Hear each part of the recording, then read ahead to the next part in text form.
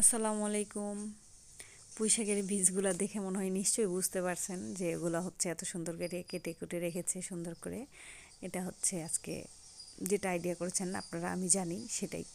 আসলে এগুলো আজকে রান্না হবে চিংড়ি মাছ দিয়ে।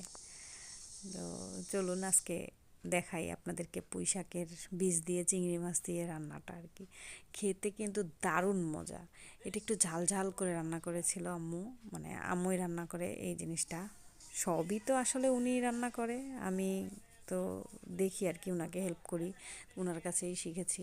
তো এটাও হচ্ছে আজকে উনি নতুন একটা রেসিপি উনি রান্না করছে। অনেক আগে মানে আগেও খেয়েছি এটা, আর আজকে যেহেতু আবার রান্না হচ্ছে তো ভাবলাম একটু আপনাদেরকে দেখাই পুঁইশাকের বিচির মানে রান্নাটা আর কি।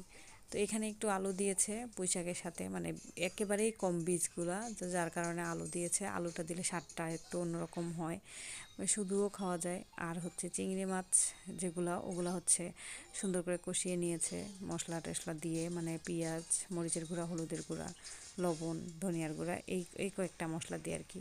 আর হালকা রসুন বাটা দিলে দেওয়া যায়, না দিলেও কোনো সমস্যা নাই। তো সব আর কি দিয়ে টিয়ে সুন্দর করে চিংড়ি মাছগুলো কষিয়ে নিয়ে তারপরে হচ্ছে এই যে বীজগুলা হচ্ছে চিংড়ি মাছের সাথে কতক্ষণ কষিয়ে নিয়ে এখন এই মানে রান্নাটা করে নিল। আর লাস্টের দিকে শুধু হয়ে যাওয়ার আগে যখন আর কি ডাটাগুলো সিদ্ধ হয়ে যায় তখন শুধু ধনিয়া পাতাটা দিয়ে দেয় আর কি। কি সুন্দর সহজ একটা রান্না না?